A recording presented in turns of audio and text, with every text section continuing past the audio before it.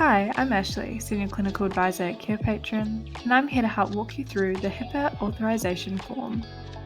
So what is a HIPAA Authorisation form?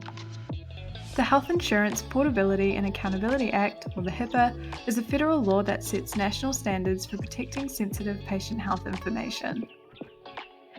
HIPAA privacy rule safeguards the privacy of individually identifiable health information, whereas the HIPAA security rule establishes national security standards for protecting health data. The rules protect medical records, protected health information or PHIs, and other information held by healthcare providers. To ensure HIPAA compliance, healthcare entities must create a HIPAA authorization form. This form allows patients to authorize the release of their PHI to other individuals or organizations. The agreement should be written in clear language and include details of who is authorized to access the patient's PHI, as well as the purpose for which it is being disclosed. This is in addition to how long the authorization will be effective and a statement that allows the patient to revoke authorization at any time.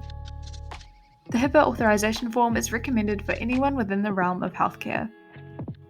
Here's how to use HIPAA authorization forms accurately. The first step is to fill out the essential information at the top. You'll then need to complete the document by filling in all the relevant information with specific dates, location, and people as required. You will then need to double-check all information before completing and sign at the bottom.